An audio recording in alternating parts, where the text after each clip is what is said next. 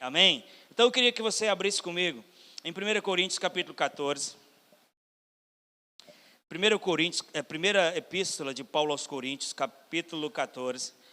Nós vamos ler apenas o versículo 33 e nós vamos orar. E eu queria que você, como a Maricela leu aqui no começo do culto, pudesse tomar uma posição de se apresentar como sacrifício vivo, apresentar o seu corpo. Porque se houver qualquer coisa que seja contrária a isso, se você tiver uma postura de definição em relação a esse momento, não vai lhe atrapalhar, amém? Então nós vamos ler e depois nós vamos orar. Diz assim: porque Deus não é Deus de confusão, e sim de paz, como em todas as igrejas dos santos. A ênfase é, porque Deus não é Deus de confusão.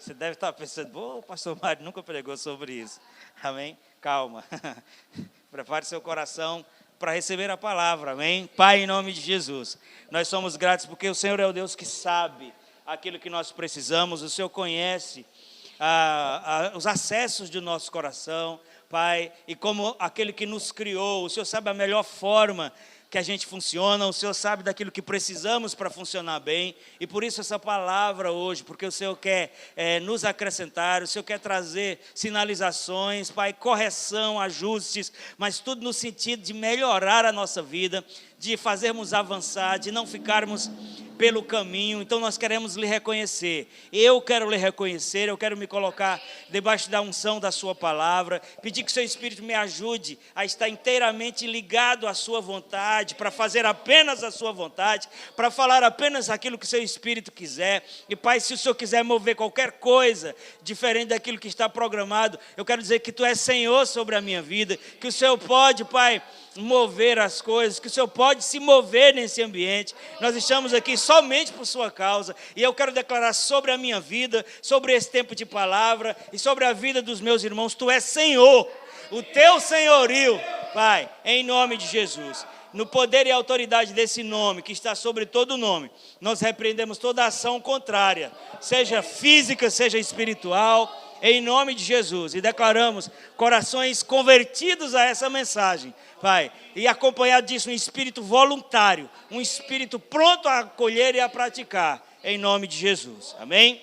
Você pode sentar, aleluia.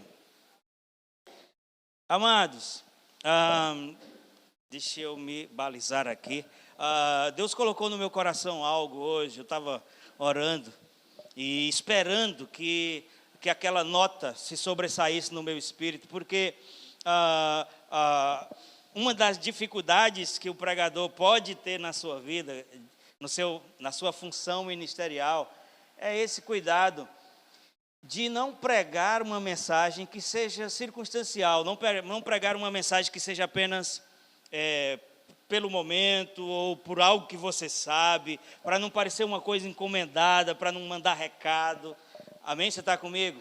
Porque quando isso acontece, mesmo que algumas pessoas sejam tocadas, abençoadas e até despertadas, mas paralelo a isso também acontece uma coisa que é muito ruim, que é exatamente a coisa, se é que eu posso dizer assim, o fato, melhor dizendo. Acontece um fato que é muito ruim, e é exatamente o fato de Deus não ser glorificado por estar sendo pregado algo que não foi Ele que dirigiu. Amém? Então isso é um perigo que todos nós, ministros, corremos, né? De por uma razão ou outra pregar algo que não está no coração de Deus. E quando a palavra ela tem um cunho corretivo, muitas vezes a gente fica nessa negociação. Mas antes que você feche seu coração por causa dessa palavra corretiva, eu quero dizer que o que Deus falou no meu coração sobre confusão, eu não estou falando sobre briga, sobre contenda, sobre você provocar confusão, amém? Já para você acalmar seu coração, não é sobre isso. Na verdade, nós continuamos no mesmo trilho das coisas que Deus tem ministrado a nós, desde que nós começamos esse ano, que é entendermos a nossa identidade, que é entender o processo de conversão. Todo crente precisa entender, amados, que a obra de Cristo é uma obra completa. Amém. Quando Jesus disse está consumado, Ele estava dizendo concluir. Então, porque lá em 1 João, salvo engano, você vai ver, por inspiração, o apóstolo dizer, a obra de Deus é esta. Quando a gente pensa em obra de Deus, a gente está sempre pensando, tem que fazer isso, tem que trabalhar aquilo. Isso aí é uma perspectiva da obra. Você está comigo? Mas veja o escritor de João, vou ficar lhe devendo o versículo porque está me vindo agora. Ele não diz assim, a obra de Deus é cantar na igreja, a obra de Deus é evangelizar, embora isso também seja. Mas considerando que Jesus, a obra de Cristo é uma obra completa, consumada, ele diz, a obra de Deus é esta, que creiamos no seu Filho que foi enviado. Amém. Então, sobretudo, a gente precisa crer, porque já foi feito, diga, já foi feito. Jesus não vai morrer, ele já morreu. Jesus não vai lhe resgatar, ele já lhe resgatou. Se quer, ele vai lhe perdoar, porque ele já lhe perdoou. A Bíblia diz que o Cordeiro foi morto antes da fundação do mundo. Você está comigo? E aí nós estamos, amados, entendendo que quando nós consideramos a perspectiva de que Deus já aprontou todas as coisas e a vontade dele é que a gente ande em plenitude. Quantos acreditam aqui que Deus quer que você ande em plenitude? Amém. Eu pergunto isso porque tem crente que acredita que Deus quer que ele viva levando pancada na cabeça como se fosse prego. Amados, quem nunca levou uma pancada da vida aqui, levanta a mão. Não teria falando a verdade, né? Por quê? Essas coisas elas acontecem por estarmos no mundo, por estarmos no sistema. Jesus sabia disso e disse, no mundo tereis aflições, eu estou dizendo essas coisas para que vocês tenham paz. Então, a mensagem do Evangelho não é uma mensagem que diz que não existe problemas, que não existe dificuldades. Não, não é isso. Você está comigo? Mas é uma mensagem que garante plenitude, é uma mensagem que garante vitória. Mas tem gente que parece que acredita que Deus quer que ela sofra. É para eu pagar. A Bíblia diz que Jesus já pagou. Se você pudesse pagar, Deus não tinha enviado Jesus, não. Você está comigo? Aí, a grande incoerência da vida cristã é tudo que Deus provisionou e a pequena fração que a gente vive. Estão comigo? E aí a gente fica por viver pouco daquilo, eu estou dizendo a gente, não é você. Nós estamos nesse processo, amém? E por a gente estar vivendo apenas um pouco daquilo, do todo que Deus provisionou para nós, a gente aprende a dar desculpa, a gente aprende a transferir responsabilidade. As coisas não estão acontecendo porque não chegou o tempo ainda, porque tudo é no tempo de Deus. E a Bíblia diz, amados, que Deus é Senhor do tempo, amém? Mas muitas vezes isso serve para nós como uma desculpa. Muitas vezes a gente está dizendo isso, entende? Quando a gente diz tudo é no tempo de Deus, na verdade a mensagem implícita aqui, porque é bíblico. A Bíblia diz que há tempo para tudo debaixo do céu, amém? Eu não estou aqui desmanchando o que a Bíblia diz. Mas na maioria das vezes quando a gente diz tudo é no tempo de Deus, a gente está dizendo tudo é responsabilidade dele. Não aconteceu ainda só por isso, por uma questão de tempo. Na nossa cabeça, e às vezes não é, porque se fosse assim, amados, Paulo foi o homem que viveu do outro lado, e depois viveu desse lado daqui. Paulo é o homem que ministrou nas trevas, e depois ministrou na luz, assim como alguns de nós, e ele recebeu revelação suficiente para entender que mesmo salvos, mesmo alcançados, mesmo sendo transportados do reino das trevas para o reino do Filho do seu amor, mesmo com a sua passagem, né, redirecionada, porque o seu destino eterno foi mudado. A gente estava destinado ao inferno, agora estamos destinados ao céu. Mas mesmo com tudo isso creditado na nossa conta, ele diz que a gente precisa renovar a nossa mente. Agora, qual é a condição bíblica? Está em Romanos 12:2, você veja que não é nem o meu texto. Mas qual é a condição, o que é que a Bíblia apresenta como... e coloca a renovação da mente como condição. A Bíblia apresenta a questão do experimentar. Diga, a vida cristã precisa de experiência. Se a gente não tem experiência com Deus, a gente está só na religião. Se a gente não tem experiência com o Espírito Santo, a gente está só nas regras. Não fume, não beba, não faça, não isso, não aquilo. Estamos na graça, vivendo no padrão da lei. Minha religião não permite. É assim ou não é? Mas Paulo diz, transformai-vos para que você possa experimentar. O que é isso? É uma condição. Se nós crentes entender isso, a gente já vai ter um foco. Se ele experimentar o quê? O texto continua dizendo, a boa, agradável e perfeita. Você percebe, amados? Outra coisa que crente entende errado. Crente entende assim, se for vontade de Deus, vai acontecer. Não tem quem impida. Pastor, não é impida, é impeça. Eu sei, mas só que impeça não é engraçado, né? Se for vontade de Deus, não tem quem impida. Mas, amados, se a vontade de Deus se manifestasse independente de nós, o próprio Jesus não tinha instruído a mim e a você para orar para que a vontade dele se estabeleça. Se a vontade de Deus se estabelecesse independente de nós, 2 Timóteo 4,2 diz que a vontade de Deus é que todos sejam salvos, e além de ser salvos, ainda chega ao pleno conhecimento da verdade. Eu pergunto, todos chegaram no pleno conhecimento da verdade?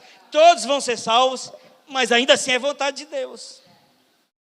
Aí Jesus também revela, quando ele está mostrando lá em João 10, o paradoxo, não, a comparação, né, a cariação daquilo que Deus veio fazer por meio de Cristo, daquilo que o diabo faz. Ele diz, o ladrão, que é o diabo, veio fazer o quê? Veio roubar, matar e destruir. O versículo termina aí. Não, ele diz, mas, entretanto, todavia, eu vim para que vocês tenham uma vidinha qualquer. Eu vim para que vocês parem de fumar e de beber e aumentem o tamanho da saia. Eu vim para que vocês não rapem mais o sovaco. E as mulheres ficam parecendo uns homens com as pernas cheias de cabelo e tomando banho de roupa, parecendo uns pescadores no rio. Foi para isso que Jesus veio? Não, eu vim para que vocês tenham vida e a tenham plenamente, e a tenham em abundância. Aí, esse plenamente, esse em abundância, é a mesma coisa que Paulo disse com outras palavras, experimentar a boa, agradável e perfeita vontade de Deus. Tanto uma coisa como outra está condicionada à plenitude, à renovação da nossa mente.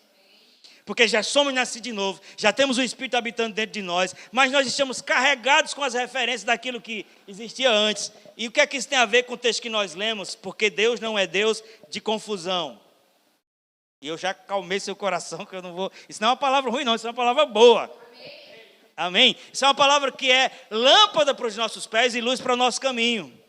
Tiago, quando ele fala sobre o poder da palavra, ele diz que é como um espelho. Então, amado, você quer saber se você está crescendo realmente espiritualmente? Uma hora ou outra você vai sentir um desconfortozinho. Uma hora ou outra você vai olhar para a sua própria vida, porque espelho mostra você. Só mostra o irmão no espelho se ele estiver junto. Vem cá, uma selfie, né? Câmera frontal. Mas se não, vai mostrar você. Então a gente vai parar de ouvir a palavra pensando assim, se fulano estivesse aqui. Não, é você que está. Ah, mas pastor, fulano precisa. Eu sei, mas você também, e eu. Por isso que a gente está aqui. Quantos estão entendendo? Então, amados, quando me veio essa mensagem sobre Deus não é Deus de confusão, é exatamente para que você perceba que todas as coisas, elas têm uma origem. Elas vêm de algum lugar. E confusão não vem de Deus. E confusão é uma coisa que tem impedido de muitos de nós viver aquilo que Deus tem para nós. E eu volto a lhe dizer, e vou ler até aqui para você, vou ler uma anotação que eu fiz aqui para você entender o feeling daquilo que eu quero falar. Quando eu falo sobre confusão aqui, não é contenda. Quando eu falo sobre confusão aqui, não é intrigas. Quando eu falo de confusão aqui, não é facção, não é divisão. Confusão aqui que eu estou falando é a incapacidade de discernir e de perceber o que é certo e o que é errado. Confusão é estar confuso ou confundido, pelo menos no sentido que está aqui, amém? Por isso que eu vou lhe dar estar confuso é nada mais, nada menos que a evidência de uma mente que não foi renovada. Todos nós estamos nesse processo de renovação da mente, amém? Mas você vai olhar para a sua própria vida e vai ver que tem coisas na sua vida que já está resolvido, sim ou não? Tem pecados que você não reincide mais, que você não erra mais. Tem áreas da sua vida que logo você recebe resposta de Deus, sim ou não? Agora, o mesmo Deus que traz resposta naquela área é o Deus que aparentemente não está respondendo outra área da sua vida. Ou isso acontece comigo? Não, o problema não é a resposta de Deus. O problema é a nossa mente que naquela área já foi renovada, então ela experimenta. Que revelação, irmão. Que revelação. É que a gente está acostumado a dar gritos na igreja quando você diz um carro, uma casa, não sei o que, Deus vai lhe dar. Mas isso é uma revelação tremenda. Aquela área da minha e da sua vida, que as coisas estão acontecendo, é porque naquela área a sua mente já foi renovada. A renovação da mente é o ingresso para experimentar. Diga, a renovação da mente é o ingresso para experimentar. Aí veja o que eu escrevi aqui sobre confusão, para você saber exatamente sobre o que eu quero falar. Confusão é a incapacidade de discernir entre o certo e o errado. É a falta de convicção e firmeza que impede os posicionamentos. Como é que você vai se posicionar se você não tem certeza? Se você está confuso para qual lado ir? Está comigo? Olha só, é uma fortaleza mental implantada pelo diabo para impedir que o indivíduo, aí está falando de mim, de você, exerça o seu poder de escolha. Quando a gente não tem convicção, certeza, você fica inerte. Quantos sabem o que é inerte? É parado, sem iniciativa. Quando a gente não tem convicção, você não se movimenta. E em função da paralisação, preste atenção nisso, em função da paralisação, que a incerteza, que as dúvidas, que a confusão promove, a gente fica sendo um alvo fácil para ser controlado pelo diabo. Está comigo? Aí eu escrevi aqui também, confusão promove, aí você vai perceber, se tem alguma coisa dessa se manifestando na sua vida, ou na minha, é porque em alguma área da nossa vida tem confusão. E o que é confusão? A incapacidade de discernir o que é certo. É estar misturado. Não sei se é o caso ou compro uma bicicleta. Tem gente que tem esse tipo de confusão. Estão entendendo? Aí eu coloquei aqui, a confusão promove. Se você encontrar alguma coisa dessa na sua vida, ou já viveu, ou está vivendo, é porque tem área na sua vida que está sem clareza, que está precisando de iluminação, de renovação. Confusão promove perturbação, transtorno e instabilidade. O que é perturbação? É literalmente você estar intranquilo, concebendo alguma coisa ruim, sem paz. Transtorno é o quê? Você sabia, agora eu estou falando de transtorno pela perspectiva da ciência mesmo, do que há de mais atual aqui. Síndrome disso, síndrome daquele, de pânico. Pastor, depressão. Está acusando alguém, pastor? Não estou acusando ninguém, porque já passei por essas coisas. E eu não sou desses de acusar. Você está comigo? Mas síndrome de pânico, depressão e outras coisas que hoje tão comumente se ouve falar, é o que está dentro de transtorno que a confusão promove. E, consequentemente, a terceira coisa, instabilidade. Você sabe o que é instabilidade? É o contrário de estabilidade. Estabilidade é firmeza, Marcela pregou aqui. Os que confiam no Senhor são como os montes de Sião que não... Instabilidade é aquela pessoa que hoje está ali, mas você não pode garantir que daqui a 6 meses ela vai estar. É aquela pessoa que aparece para você e diz, pastor, eu estou contigo até na morte. Isso lembra alguém? Pedro, quando Jesus disse assim, hoje mesmo vocês todos vão se escandalizar comigo. Aí Pedro disse, jamais. Ele disse, pode ser que qualquer um desses tropece, eu não, que eu sou o cara. Aí ele disse, há uma consequência, Pedro, ferirei o pastor e as ovelhas se dispersarão. Ele disse, não, mas eu vou contigo até na morte. Ele disse, então vamos ver, estou parafraseando Jesus. A Bíblia na linguagem de hoje, do pastor Lucimar Soares, versão Pombal, Paraíba. Então vamos ver, espere só. E aí você já conhece a história, que quando a coisa apertou, você é um deles, não conheço. Você fala parecido, não sei nem quem é. Na terceira vez a Bíblia diz que ele praguejou. Eu fico pensando o que é que ele disse. A mesma pessoa que não foi dias nem meses, horas atrás, estava dizendo, se precisar morrer, está aqui o pescoço. Agora as pessoas estavam dizendo, você fala parecido, não sei quem é, não, nunca vi na vida. Isso é o quê? Instabilidade, promovida pelo quê? Por confusão. Sabe como é que a confusão surge, pelo menos pela perspectiva natural? Excesso de informação e consideração às informações. Tem gente que é tão indefinido que você chega assim e diz, fulano é uma pessoa boa. Nossa, fulano é uma pessoa boa. Aí vem outro na minha hora, isso aqui não presta, não é mesmo, não presta não. Vale nada. Então, instável. Está dando crédito a tudo que houve. Não tem uma referência onde você possa apoiar aquilo que você vai acreditar. Aquilo que vai ser seu sistema de crença. Você está comigo? E, amados, isso não fui eu que criei, não. A Bíblia mostra isso. Paulo, por revelação, enfatizou isso em Colossenses, em Romanos, em Efésios.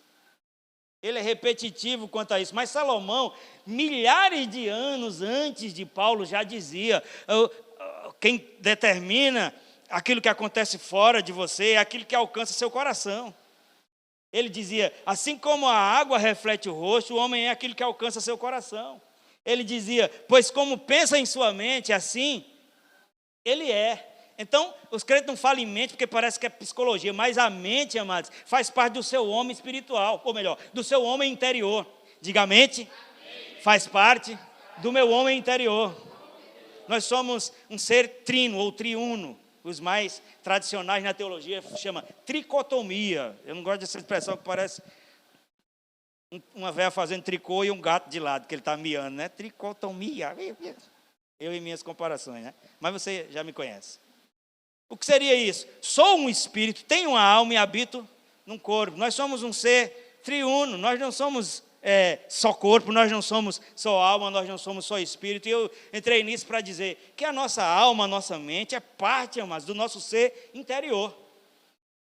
É a nossa alma que faz ponte entre o espiritual e o físico. Nada acontece, nenhuma experiência batismo com o Espírito Santo, uma visão, não acontece somente no seu espírito. Não, o seu espírito é a fonte, mas para que aquilo seja verbalizado, ele passa pela sua mente.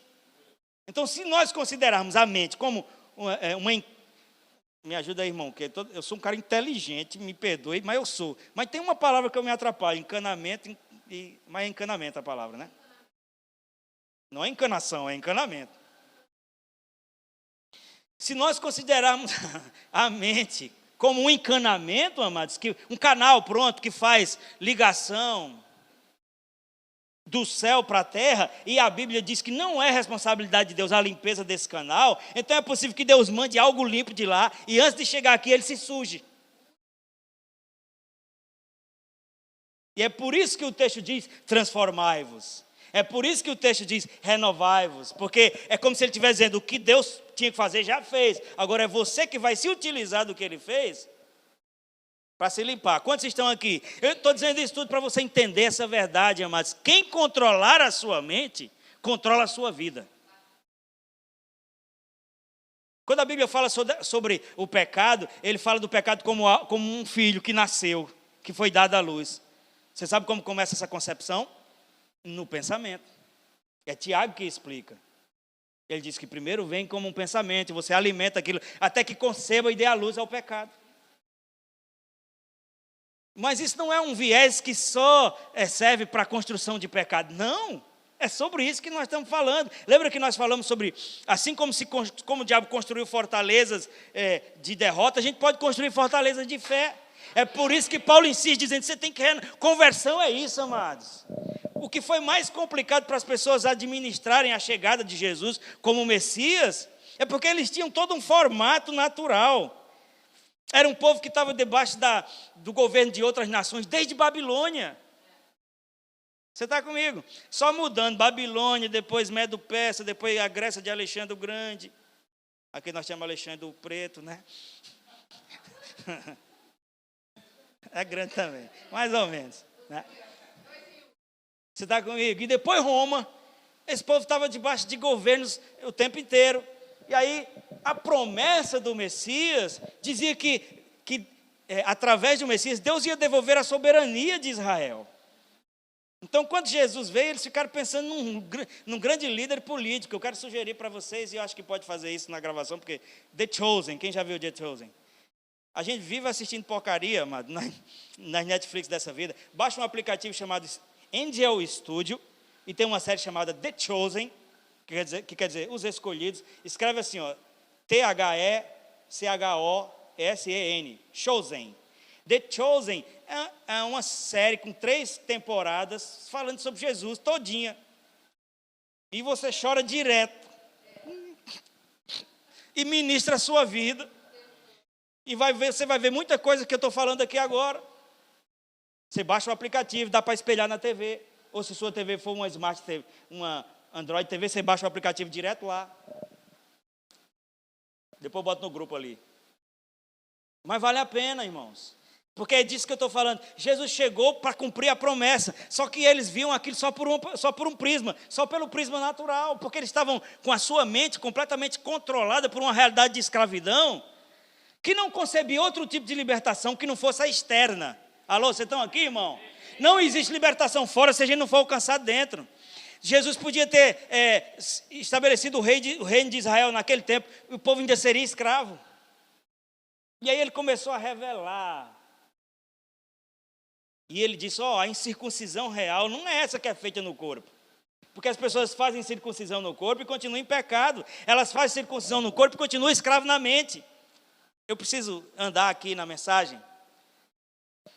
2 Coríntios capítulo 10, versículos 4 e 5. Você vai ouvir ainda muito esse ano, esses 2 textos. Você está comigo? Diz assim, as armas com as quais lutamos não são humanas. Ao contrário, são poderosas em Deus para destruir fortalezas. Uma das fortalezas que o diabo cria, e eu disse aqui para você, é a fortaleza da confusão. É o excesso de informação, é a fragilidade, ou melhor, é a iniciativa de fragilizar os conceitos de Deus pela sociedade, para que você não saiba onde se firmar. E aí você vai estar dizendo, mas pastor, você tem convicção que isso é uma coisa que acontece no ambiente da mente? Não, mas isso não é o meu pensamento, a gente pode concluir o texto. O texto vai dizer, as armas com as quais lutamos não são carnais, mas são poderosas em Deus para destruir argumentos e toda pretensão que se levanta contra o conhecimento de Deus, e fecha o texto dizendo, e levar cativo todo pensamento à obediência de Cristo. Alô, você está comigo? Você sabe o que é levar um pensamento cativo à obediência de Cristo? Genericamente a gente vai entender assim, que é fazer com que a nossa mente obedeça a Cristo. Não é isso. Ele está dizendo que nós vamos submeter o nosso pensamento à obediência de Cristo. A Bíblia diz que foi pela obediência de Cristo que nós fomos alcançados. Foi pela obediência de Cristo que nós fomos justificados. Foi pela obediência de Cristo que nós fomos perdoados. Foi pela obediência de Cristo que nós fomos comprados do império das trevas. Quando nós submetemos os nossos pensamentos à obediência de Cristo, aí nós desfazemos as fortalezas. É o que o texto diz. Alô, você está comigo? Então eu quero só ler algumas coisas, confiar que o Espírito Santo vai ministrar o seu coração. Se você quiser abrir em Tiago no capítulo 3. Eu vou te dizer, quando o Senhor estava ministrando essa palavra no meu coração, eu fiquei pensando, Senhor, isso é tão profundo, mas porque as pessoas elas estão tão familiarizadas com o auê, e eu também gosto do auê, eu não sou aqui um hipócrita, eu gosto de correr na igreja, eu gosto de pular, de gritar, de dar aleluia, glória a Deus, mas o que lhe mantém não é essas coisas não, é entender a palavra, porque às vezes Deus está movendo essas coisas, a gente só consegue interagir com aquilo nesse ambiente, e depois a gente vai ter crise lá fora, porque vai dizer, poxa, quem sou eu de verdade? Porque ontem eu estava falando em língua pelas havaianas, e agora eu já estou aqui negando, que foi o que aconteceu com Pedro. Então o que Deus quer é estabilidade. Eu não estou dizendo que Deus é contra mover, aleluia, glória a Deus. Não corra, irmão, nessa igreja pode.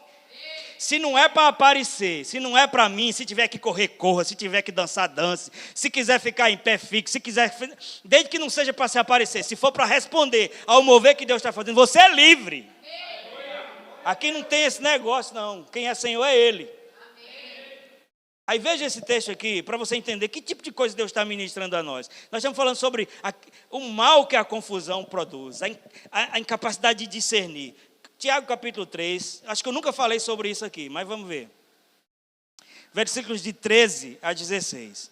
Tiago 3, de 13 a 16. Posso ler? Fica bem ligado, ó. Quem é sábio e tem entendimento entre vocês? Isso é uma pergunta.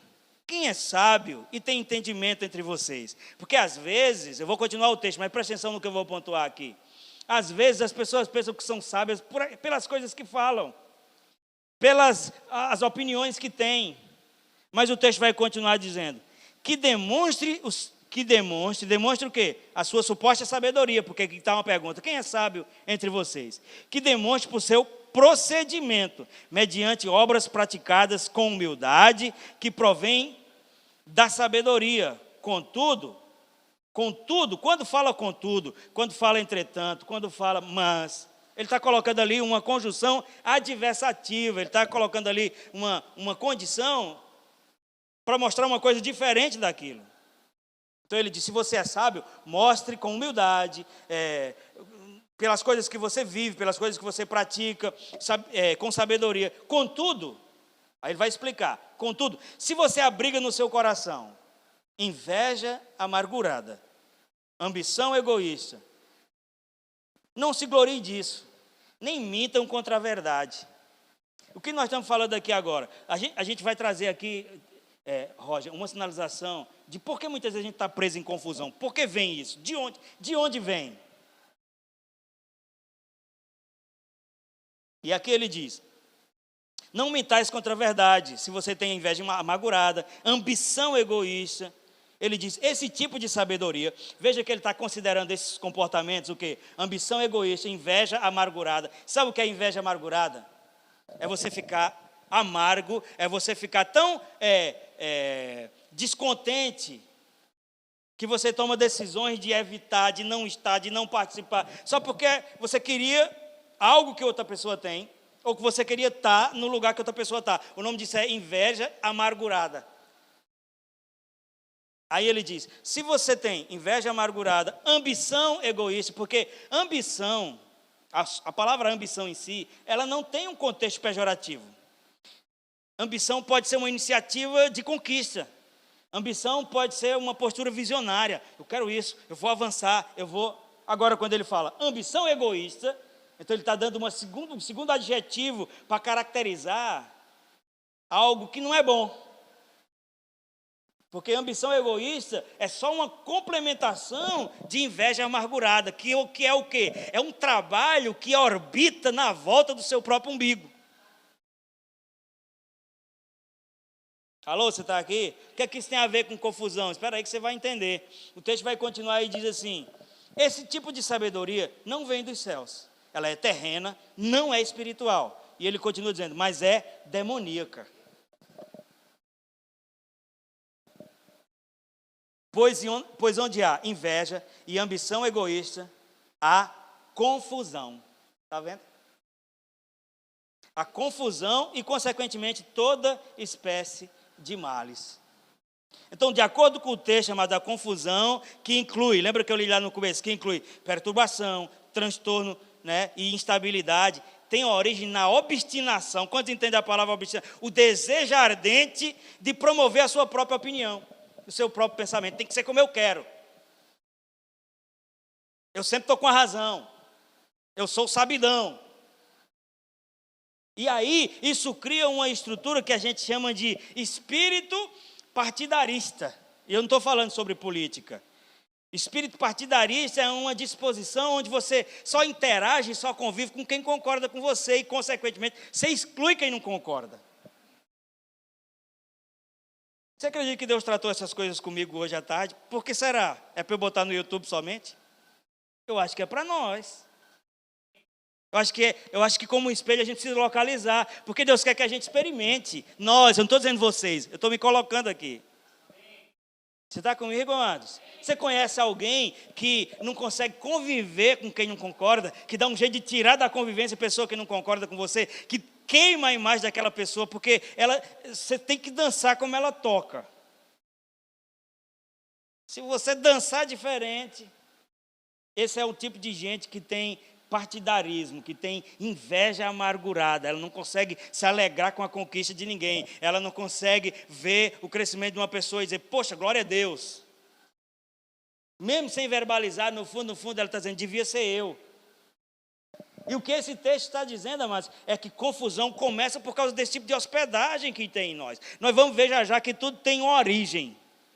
Mas essas coisas, mesmo elas tendo origem, ou em Deus ou no diabo, elas só se estabelecem porque encontram hospedagem em nós. E renovação da mente é isso, é localizar o que ainda existe em nós, mesmo sendo nascido de novo, porque diga de passagem, isso aqui é uma carta de Tiago a crentes, não é a endemoniados, nem a incrédulos.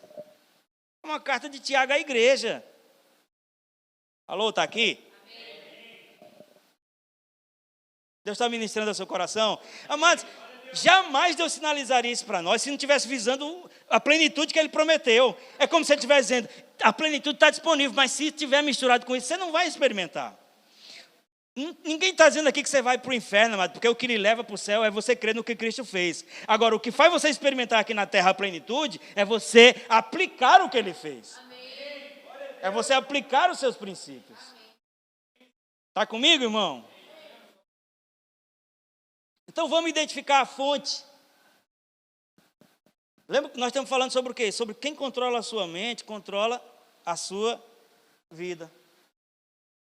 E agora nós estamos falando sobre essa inclinação de ser intransigente, de querer estar num ambiente. Mas você já parou para pensar que uma igreja com poucas pessoas como essa, mas existem opiniões diferentes, amados? Aí a pessoa está fiel, está envolvida, até enquanto as coisas for convenientes a você. Vocês já sabem, já viram a experiência de pessoas que esteve conosco aqui. Não quero entrar nesse método, não é a direção da palavra. É porque às vezes a gente precisa sinalizar para você entender do que se trata. E nenhuma dessas pessoas, amados, elas não são amadas por Deus. Deus está com raiva delas, quer mandar um raio lá de cima. Pelo contrário. Deus as ama, igualmente ama a mim e a você. Deus não parou de pensar o que pensa sobre elas, nem mudou o plano. Embora possa ser que esse plano nunca aconteça, mas Deus continua pensando a mesma coisa. Porque se tem uma forma do plano de Deus não acontecer, é se a gente atrapalhar. Sabia, mas que a Bíblia diz que Deus fez o homem perfeito, ele se meteu num monte de coisa. É o que diz em Eclesiastes. Então, eu não vou ler, mas nesse mesmo texto que nós lemos no começo falando sobre que Deus não é Deus de confusão, 1 Coríntios capítulo 14, também em dado momento vai dizer que existem muitas vozes no mundo. E nenhuma delas sem significado, ou seja, toda voz tem um significado. Agora preste atenção nisso. Isso é para eu e você se localizar, para a gente aprender, entrar num processo de renovação da mente intencional. Embora existam muitas vozes no mundo, mas só existem duas naturezas, duas fontes. Está comigo? Então, tudo que atinge a minha e a sua mente, seja por um pensamento, por uma sugestão, por uma voz, porque existe a voz do sistema, existe a voz da televisão, existe a voz de Deus, a sua palavra, a voz de Deus no seu espírito, no nosso homem interior, amém? Existe a voz da discórdia, a voz da ignorância, existe a voz da intriga, existe a voz do amor, da paz, da compaixão, da adoração, do envolvimento. Agora, mesmo que sejam vozes diversas, só existem duas fontes. Ou está vindo de Deus ou está vindo do diabo. Isso é a Bíblia que diz. Jesus teve o cuidado de dizer, não tem ponto cinza, não tem meio termo. Ele diz, quem comigo não ajunta... Não é como política, que tem esquerda, direita e centro. E, na verdade, eu até posso usar isso como exemplo, porque todo mundo que é centro, no fundo, é esquerda. Porque, lembra de uma história que eu já contei aqui? Conta-se, né, isso é ilustrativo, de uma pessoa que está em cima do muro, de um lado está Jesus e do outro está o diabo. Aí Jesus está aqui dizendo, meu filho, desça desse muro, venha para esse lado. E o diabo está lá do outro lado, sentado numa cadeira de praia, dando risada, enquanto Jesus está aqui. Não fique aí, venha para cá, tem vida aqui. E o diabo, ó. E aí a pessoa em cima do muro achou aquilo estranho, porque Jesus estava insistindo tanto e o diabo não fazia nenhuma insistência. Porque aí, ei, seu cão, seu diabo, estou aqui em cima do muro, Jesus está sinalizando o tempo inteiro para eu descer, para eu ir para lá, e você não está nem aí. Ele disse, não precisa, o muro é meu. Quem está em cima do muro não está indefinido. Você está comigo? Dura esta palavra, mas é em amor. Isso aqui não é, eu vou matar vocês são um bando de crente fingido, vocês vão tudo para o inferno. Não é isso, não. Esse pregador é um pregador de boas novas. Nós estamos falando sobre coisas que estão em nós, que ficaram em resquícios na nossa mente, que precisam ser tiradas para a gente viver a plenitude. A renovação da mente é o quê? É o ingresso para experimentar. O quê? A boa, agradável e perfeita. Eu quero despertar você, para você começar a orar e dizer assim: Deus, eu preciso de experiência, experiência, experiência. Se você não tem experiência, você só tem religião. E religião é fraco. Religião não ajuda ninguém, não melhora a vida de ninguém. E Deus é muito maior do que a religião. Então, a gente precisa, amados, discernir o que é que a gente está dando atenção. E muitas vezes a gente vai dizer assim: mas isso é meu jeito, mas isso é não... Mas não é, amados. Principalmente porque nós estamos falando de pessoas nascidas de novo aqui. Nós não estamos falando de ímpios. Porque os ímpios, Efésios 2, diz que o diabo atua sobre os filhos da desobediência. E muitas vezes a gente vê ímpio, amados, que faz vergonha a nós. De tanto que se comporta direito, que não é partidarista, que não tem predisposição a promover litígio. Pastor Mário e as suas palavras. O que é litígio? Confusão. É levar diante dos outros questão para discutir. Olha, mas fulano, olha. Tem ímpio que não faz isso, amado. E às vezes os crentes estão fazendo.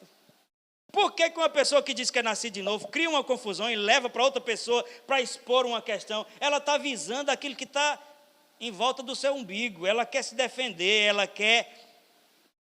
Quantos estão aqui? Você está entendendo essas coisas? Você percebe que o que Deus está fazendo aqui não é querer trazer peso, é trazer limpeza. Porque a plenitude está se desperdiçando. Alô? Então, como é que nós vamos discernir? Agora eu estou aqui para lhe instruir pelo Espírito. Ele ministrou ao meu coração de tarde e eu estou ministrando o seu. Como é que nós vamos discernir essas vozes, já que elas são muitas? Como é que a gente vai discernir a origem? Porque na maioria das vezes a gente pensa, tanto quando é Deus falando conosco, tanto quanto é o diabo falando, pastor, o diabo fala, olha, vê que eu queria que ele fosse mudo. Mas tanto um quanto o outro, quando fala, na maioria da gente pensa, será que não sou eu? Será que não é coisa da minha própria cabeça? Será que isso não é uma inclinação porque eu sou assim mesmo, porque eu sou ruim, porque não sei o quê? Porque o diabo se aproveita, né, para acusar. Mas na verdade, amados, veja o que diz em João capítulo 10. Versículo 4. O mesmo texto que vai dizer mais na frente que a gente tem que viver a plenitude. Esse contexto todo ele fala sobre Jesus como a porta, Jesus como pastor, como aquele que entra, não pulando a cerca, mas que entra quando a gente abre. Está comigo? No versículo 4 ele vai dizer, Deus, ou melhor, depois de conduzir para fora as suas ovelhas, quem? O pastor, né? Ele vai adiante delas. E estas o quê? O seguem. Por quê? Por que seguem? Estão comigo? Diga, as ovelhas conhecem a voz do pastor. Por isso elas o seguem. Então, amados, a Bíblia diz que nós somos ovelhas do seu pastoreio. Nós já estamos no limite de conhecer a voz de Deus. Mas eu vou lhe dar outras pontuações para você, para isso ficar mais claro. Porque conhecem a sua voz. Versículo 4. Agora o 5. Mas nunca seguirão um estranho. Ei, veja aí, ó, olha para mim aqui. Diga assim, o Espírito Santo está provisionando para mim revelação, entendimento, para eu não ser mais guiado por estranho. Isso acontece, pastor? Ou se não, como eu gostaria. Como eu gostaria que não. Veja, mas nunca seguirão um estranho. Na verdade, fugirão dele. Como é que alguém pode fugir de uma coisa, ou melhor, por que é que alguém tem a iniciativa de fugir de uma coisa que vai lhe causar mal? Porque ela conhece que aquilo não é bom para ela. Estão comigo? Então ele diz que a ovelha, ela não só não vai seguir, porque não conhece aquela voz, como ele vai fugir dele. Por quê? Porque não reconhecem voz de estranhos, o texto diz. E o 27 vai... E eu li 4 e 5, agora você pula lá para o 10, 27, versículo 27. E aí ele vai dizer no 27, as minhas ovelhas ouvem a minha voz, e eu as conheço porque elas me seguem. E Romanos capítulo 8, versículo 14, nesse tópico da mensagem, que a gente já está terminando a mensagem, eu estou fornecendo para você, pelo Espírito, aquilo que o Espírito ministrou ao meu coração, clareza para a gente discernir a origem, de onde está vindo as sugestões que está tentando controlar as nossas ações, o nosso procedimento, a nossa vida, as nossas reações, produzir reações. Alô, está comigo? Veja, Romanos capítulo 8, 14 diz, porque todos que são guiados pelo Espírito de Deus, são filhos de Deus. Então eu posso reformular essa frase e dizer, aqueles que são filhos de Deus, também são guiados pelo seu Espírito.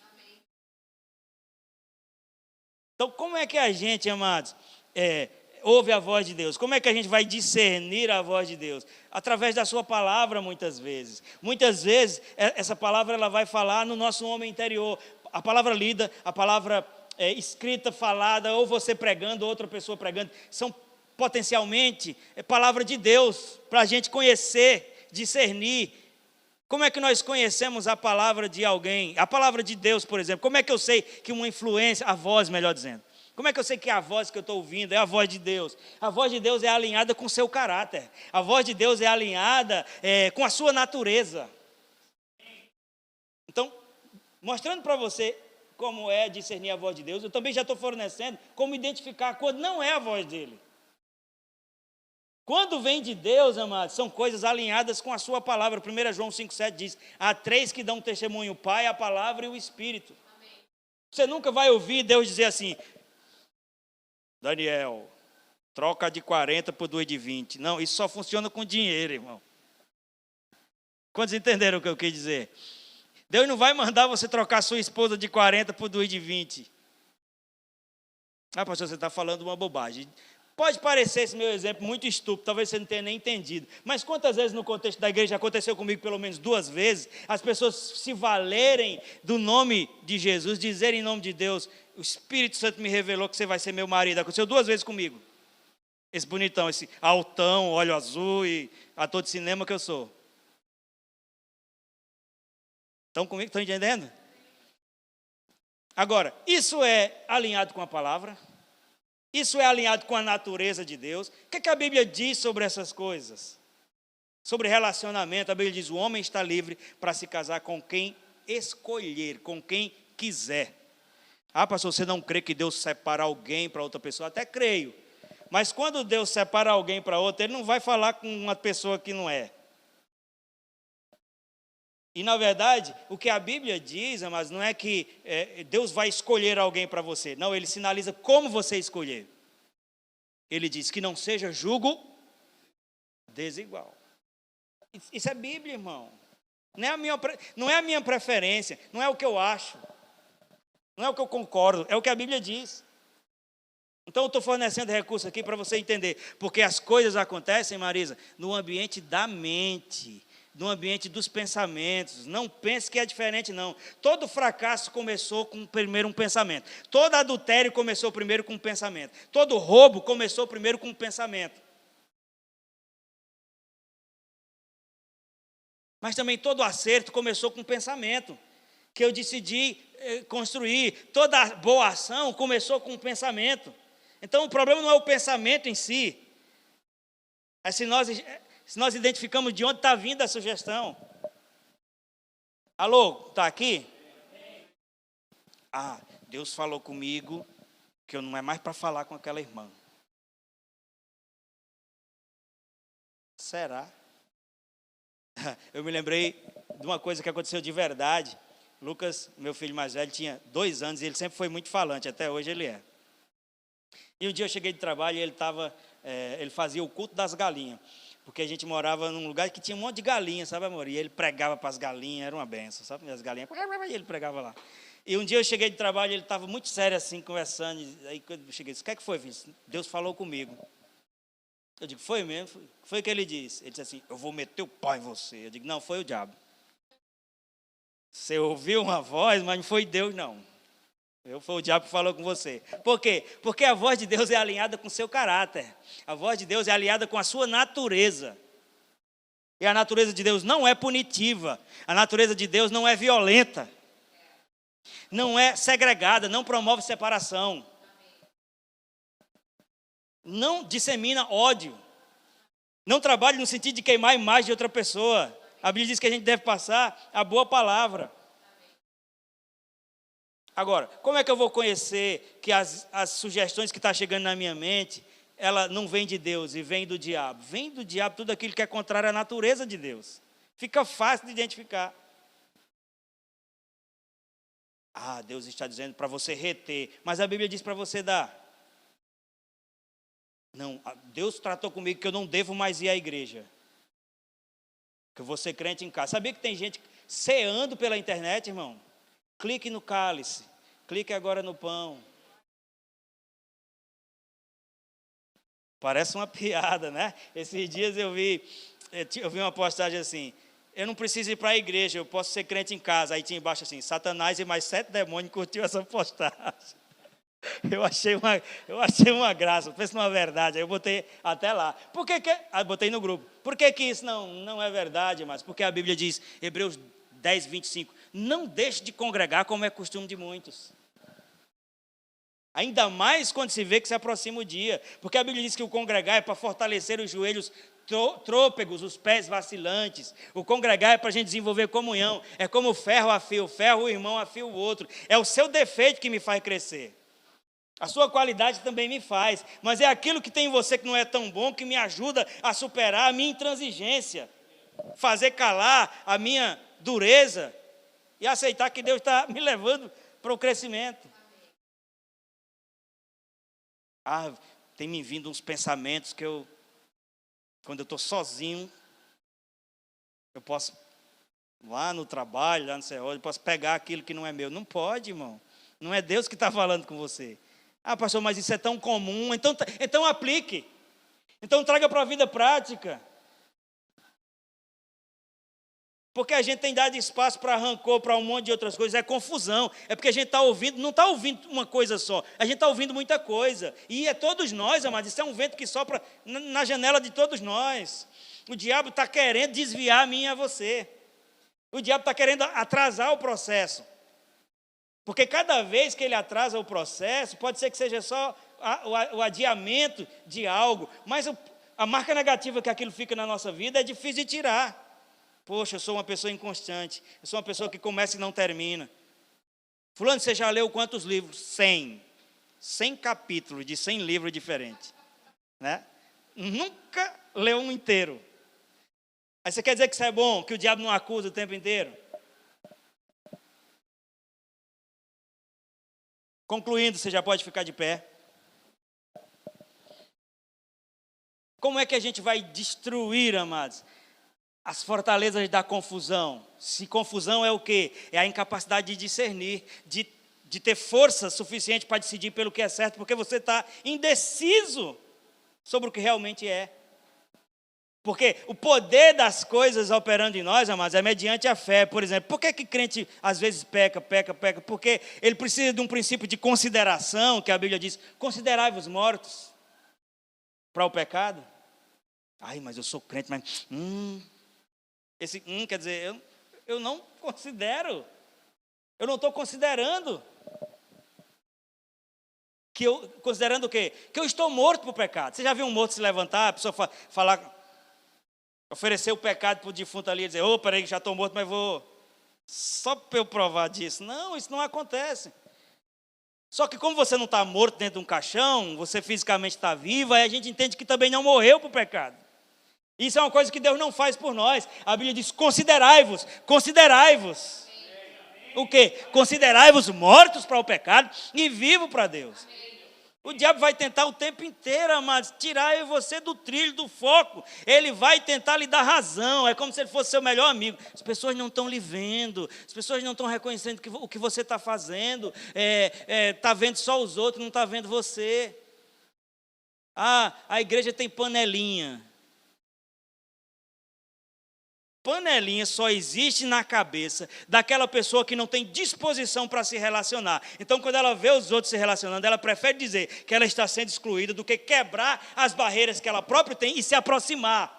Porque João botava a cabeça no peito de Jesus e ele nunca se preocupou de dizer assim: eita, não quer que os outros vão pensar.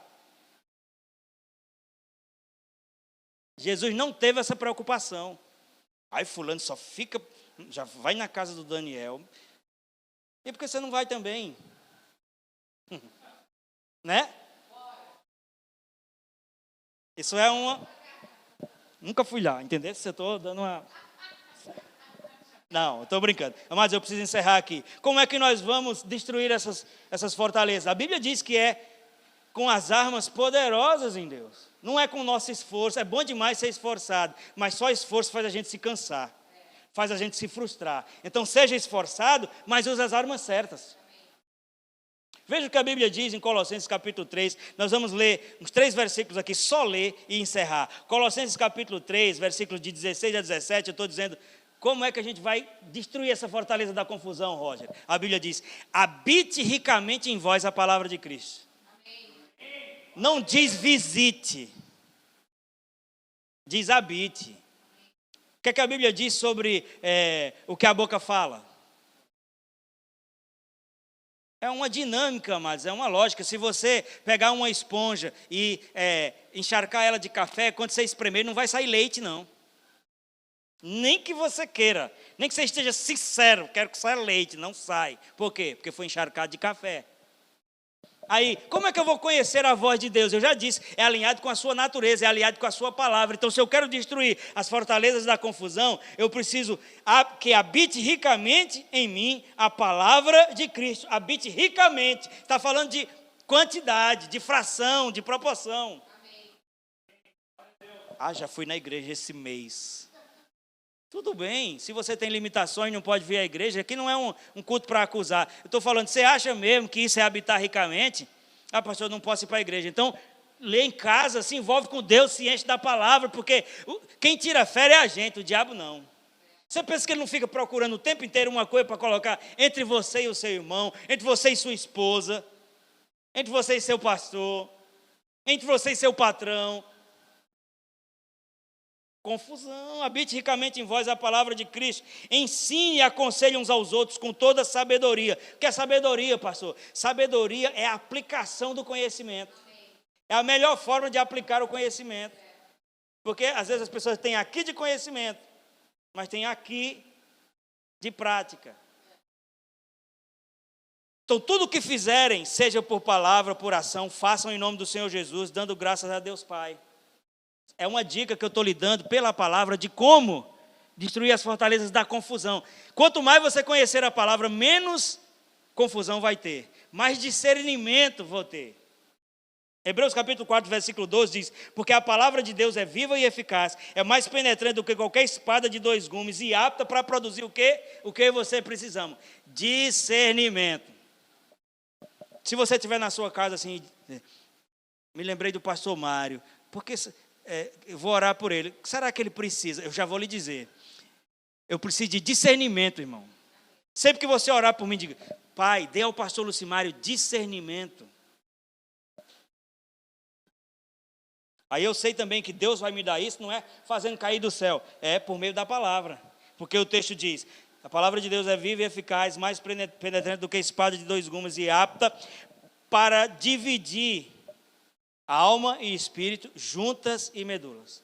Apta para dar discernimento. Alma e espírito, mas é tão próximo, que eu já estava falando aqui há pouco, que muitas pessoas pensam que é uma coisa só. Junta e medula a junta é aquele osso ali que liga as vértebras, e a medula é um líquido que passa por dentro. Que na maioria das vezes as pessoas ficam, quando se acontece alguém ficar aleijado, é porque teve um problema numa junta que afetou a medula de tão perto que é. Mas a Bíblia diz que por mais parecido que as coisas possam ser, lembra que nós falamos sobre um texto aqui que alguém, você pensa que é sábio? Aí você está demonstrando essa sabedoria, sendo agressivo, sendo invejoso, isso não é sabedoria. Agora, como é que a gente vai perceber isso? A Bíblia diz, através da palavra, do relacionamento com ela. Habite ricamente em vós, porque ele é apto para produzir discernimento e fazer separação, trazer clareza. Salmo 105, versículo 119, ou melhor, Salmo 119, versículo 105 diz: a lâmpada para os meus pés é a sua palavra e luz para... não sei para que lado ir. Deixa a palavra ser a lâmpada para os seus pés. Quando tiver uma decisão para tomar, busque na palavra. E siga. Provérbios 4,18, eu encerro com isso, diz: porque a vereda do justo, vereda é um sinônimo para caminho. Porque a vereda do justo é como a luz da aurora, que vai brilhando mais e mais até ser dia perfeito.